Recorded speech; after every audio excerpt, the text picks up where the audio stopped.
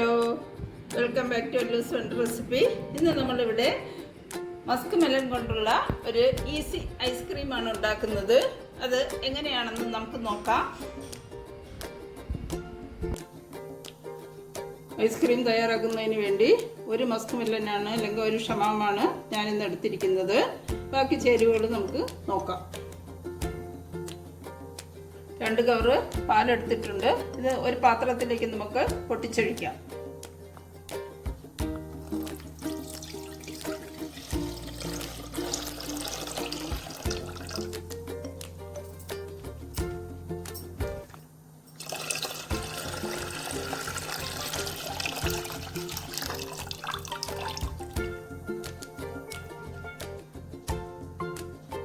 Custard ഇതിൽ ചേർക്കുന്നതിന് വേണ്ടി കസ്റ്റാർഡ് എടുത്തിട്ടുണ്ട്.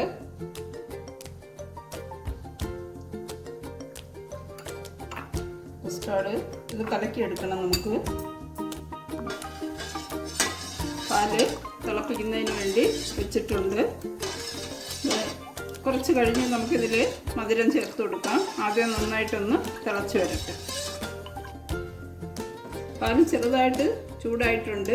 അത് കസ്റ്റാർഡിലേക്ക് കുറച്ച് നമുക്ക് ഒഴിച്ചു കൊടുക്കാം.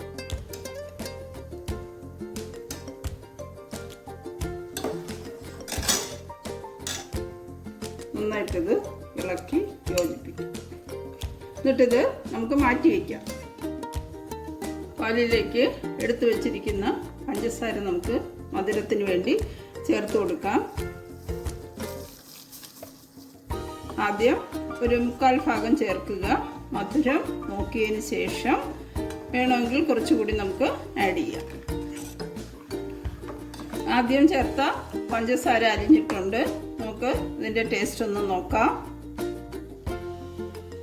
ഇനി മധുരം കുറച്ചുകൂടെ വേണം, കാരണം ഷമാമിനധികം മധുരം ഇല്ലല്ലോ. അതുകൊണ്ട് കുറച്ചുകൂടി മധുരം ഞാൻ ചേർത്ത് കൊടുക്കണം. ഐസ്ക്രീം ആയതുകൊണ്ട് നന്നായിട്ട് മധുരം വേണം. അതുകൊണ്ട് ബാക്കിയുള്ള ഇരുന്ന പഞ്ചസാര കൂടി ഞാൻ അതിലേക്ക് ചേർത്തു.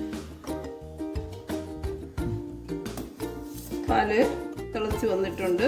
ഞാൻ ഇതിലേക്ക് കലക്കി വെച്ചിരിക്കുന്ന കസ്റ്റാർഡ് ഒഴിച്ചു കൊടുക്കുകയാണ്.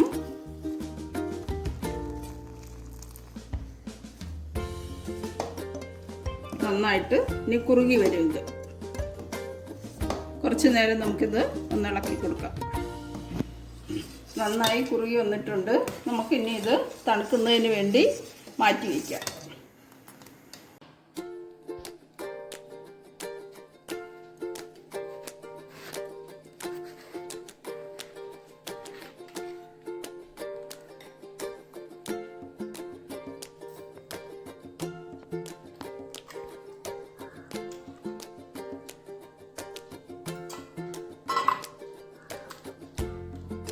അരിയെല്ലാം മാറ്റി ഇത് നമുക്ക് എടുക്കാം. ഷമാമ് അരിഞ്ഞെടുത്തിട്ടുണ്ട്. മിക്സിയിലേക്ക് ചേർത്ത് കൊടുക്കുന്നു.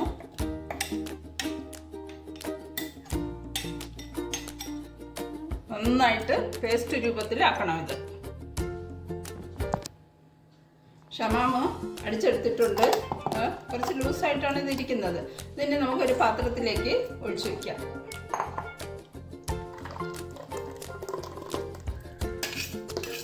ഈ മിക്സിയിൽ തന്നെ നമ്മുടെ കസ്റ്റാർഡ് ഒന്ന് അടിച്ചെടുക്കുകയാണ്. കസ്റ്റാർഡ് നല്ല തണുത്തിട്ടുണ്ട്. ഇതിനെ നമുക്ക് കുറച്ചായിട്ട് ഒരു മിക്സിയിലിട്ട് ഒന്ന് ബ്ലെൻഡ് ചെയ്തെടുക്കാം. കസ്റ്റാർഡും ഷമാമും കൂടെ ചേർത്തടിച്ചതാണിത്. ഇതിലേക്ക് ഒഴിച്ചു കൊടുക്കാം.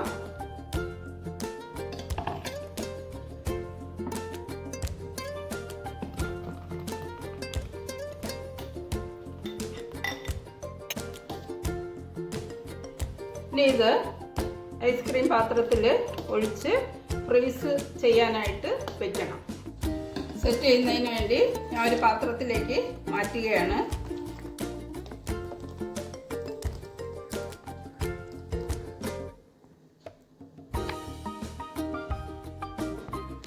ഇതിനെ നമുക്ക് അടച്ച് ഫ്രീസറിൽ വയ്ക്കാം. 2 മണിക്കൂർ കഴിഞ്ഞതിന് ശേഷം ഒന്നുകൂടെ എടുത്തൊന്ന് ബ്ലെൻഡ് ചെയ്യാം. എയർ ടൈറ്റ് ആക്കാൻ വേണ്ടി ഞാനൊരു പ്ലാസ്റ്റിക് ഇത് വെച്ചതിന് ശേഷം നമുക്ക് അടച്ചു വെക്കാം.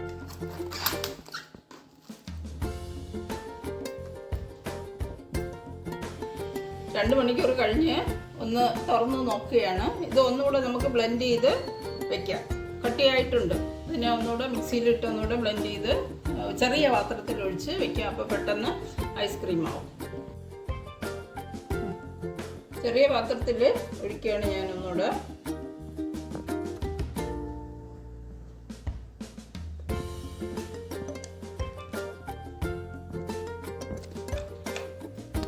കുറച്ച് നട്ട്സും ബദാമും കട്ട് ചെയ്ത് വെച്ചത് ഞാൻ ഇതിലേക്ക് ഒന്ന് ഇട്ട് കൊടുക്കുകയാണ്.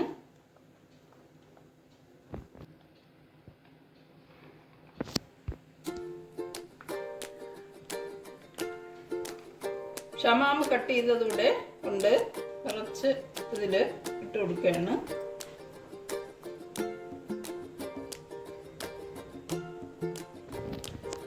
ഇത് ചെറുതായിട്ടൊന്ന് നമുക്ക് ഇളക്കി കൊടുക്കാം. എല്ലായിടവും മിക്സ് ആവാൻ വേണ്ടിയിട്ട് നമ്മൾ ഐസ്ക്രീം കോരുമ്പോൾ നല്ല ടേസ്റ്റ് ആയിട്ടിരിക്കും. ഡെക്കറേഷൻ ചെയ്യാം. ഇത്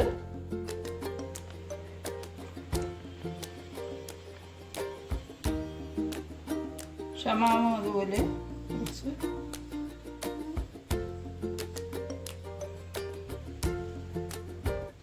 നമ്മളിത് അടച്ച് ഫ്രിഡ്ജിൽ തണുക്കുന്നതിന് വേണ്ടി വെക്കുകയാണ്. ഒരു 3-4 മണിക്കൂറെങ്കിലും ഇരിക്കേണ്ടി വരും ഫ്രീസറിൽ.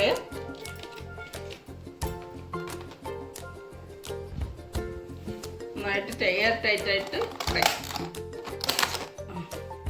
ഇനി നമുക്കിത് ഫ്രിഡ്ജിൽ വയ്ക്കാം. ഐസ്ക്രീം റെഡി ആയിട്ടുണ്ട്. നമുക്ക് തുറന്ന് നോക്കാം. റെഡി ആയിട്ടുണ്ട്. നമുക്കിത്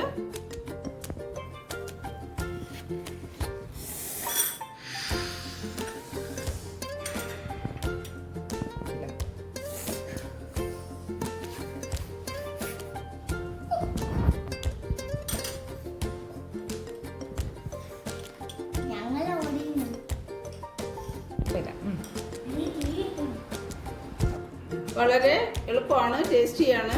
അപ്പോൾ ഈ രീതിയിലൊന്ന് ട്രൈ ചെയ്ത് നോക്കുക. ഒപ്പം തന്നെ ലൈക്കും ഷെയറും ചെയ്യുക. Thank you.